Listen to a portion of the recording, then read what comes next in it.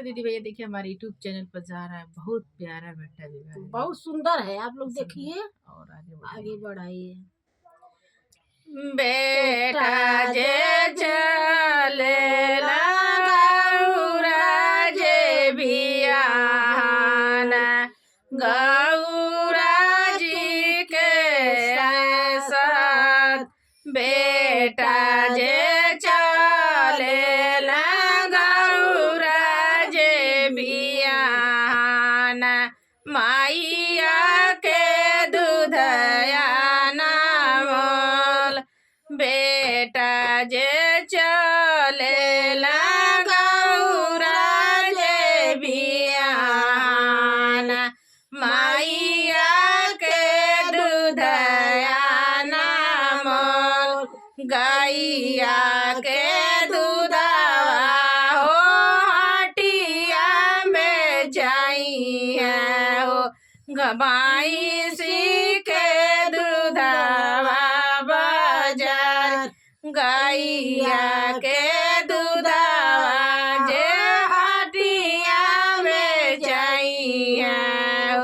भैंसी के दूधवा बाजार,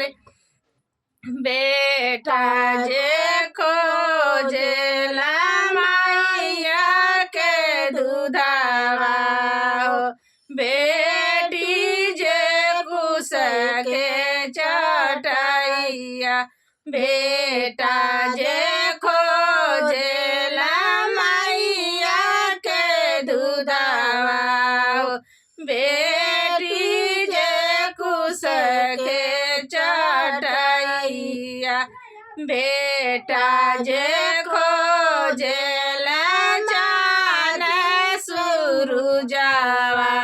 हो, बेटी जे पूछेली बात, माई बेटा जे खोजेला चान सुरुजवा हो, बेटी जे माइया के बात, बेटी जे माइया के बात,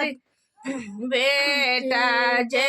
खोजेला माइया के दूधवा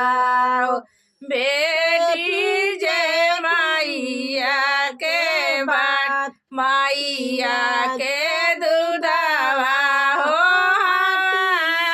ना मोलावा, गैया के दूधवा जे हटिया, गैया के दूधवा हो हटिया में चाहिए, भैंसी के दूधवा बाजार, माइया के दूधवा हो कहीं ना बेचाइए,